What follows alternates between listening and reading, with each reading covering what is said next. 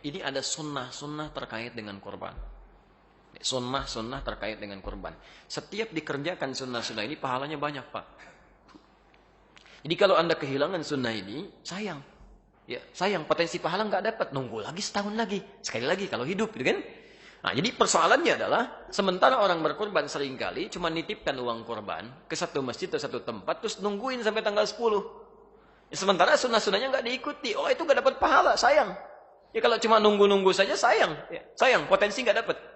Apa di antara sunnahnya? Kita langsung ambil dari kitabnya saja. Ya, kita bacakan. Di antara yang pertama, kita lihat di hadis riwayat Muslim, alhamdulillah.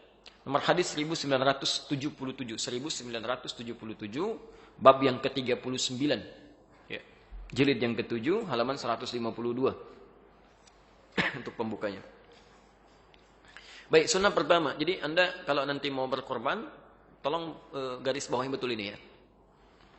Bismillahirrahmanirrahim.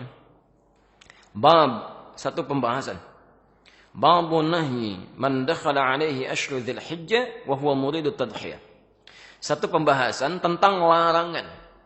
Nah, jadi sunnah pertama bentuknya bukan perintah tapi larangan. Awas ya. Jadi ada sunnah bentuknya perintah, ada sunnah bentuknya larangan. Tidak setiap sunnah itu perintah, ada juga larangan. Nah, itu pahalanya sama. Ya. Baik, pelan-pelan. Babun nahyi, bab tentang larangan. Man dakhala alaihi ashru dzil hijjah, bagi siapa yang telah memasuki awal 10 pertama Dzulhijjah. Maksudnya tanggal 1 Dzulhijjah sudah masuk gitu kan? Wa huwa muridu tadhiyah, dan dia menginginkan untuk berkurban. Ya. Jadi ada orang yang memang sudah punya rencana untuk berkurban.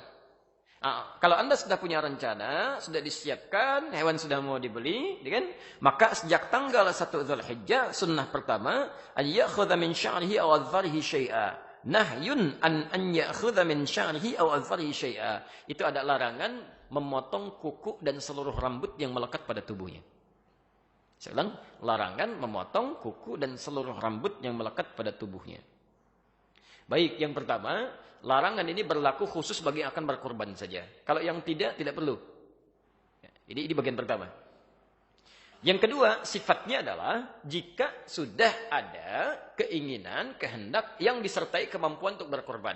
Jadi kalau begini, Anda siap korban, uang ada, uangnya ada, sudah disiapkan, mau beli hewannya, sebelum masuk Dzulhijjah, maka tanggal 1 larangan sudah berlaku.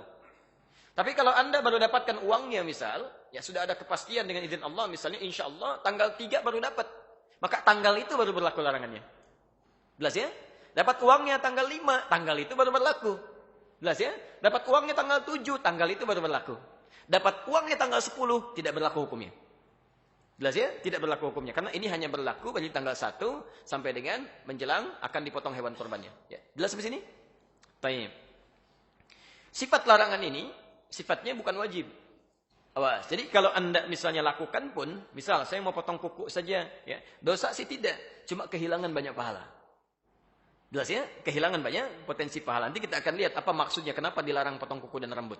Ya. Kenapa dilarang potong kuku dan rambut. Yang ketiga, perhatikan betul ya, ini sering keliru di sini. Sering keliru. Hadis ini jelas menunjukkan dari semua kalimatnya, bahkan nanti runtutan keterangannya, yang dimaksud larangan itu berlaku pada orang, bukan pada hewannya. Bukan pada hewan. Nah, ini ada kekeliruan-kekeliruan yang menyebar di masyarakat, menunjukkan bahwa, nanti saya perjelas lebih jauh di siaran yang lain, bahwa ada sementara mengartikan yang dilarang itu adalah memotong kuku dan bulu hewan kurbannya. Ini yang jadi fatal, kesalahan ini terjadi, maaf, adanya proses penerjemahan, khususnya di Indonesia, yang punya kebiasaan buruk. Jadi penerjemah ini kadang-kadang penerbitnya membagi-bagi terjemahan nih. Ya.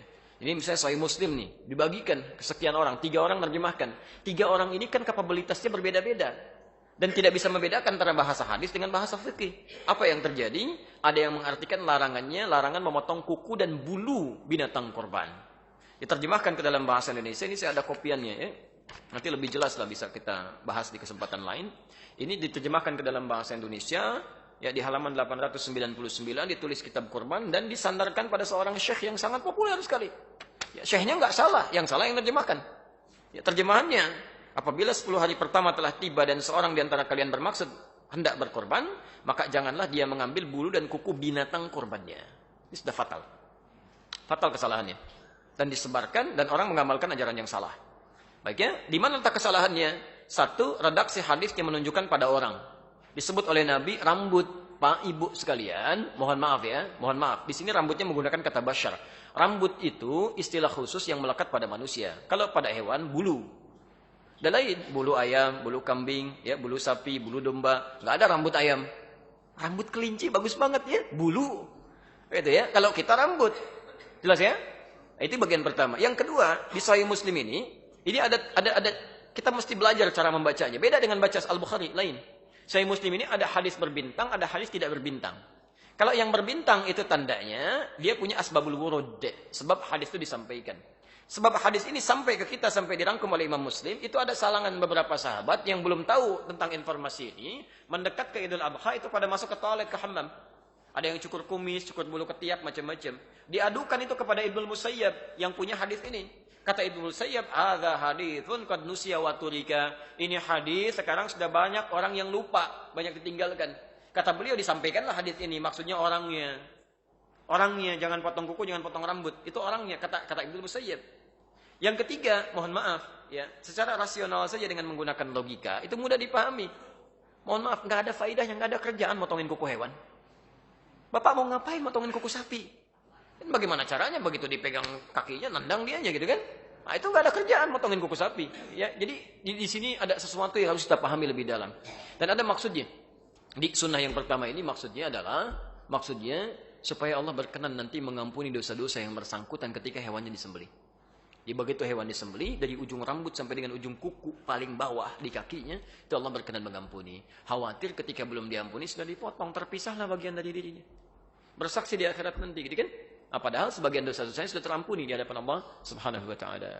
Nah, ini baru sunnah yang pertama, belum bagaimana nanti sunnah memilih hewan kurbannya, sunnah cara menyembelihnya, sunnah cara membagikannya, termasuk persoalan-persoalan di dalamnya.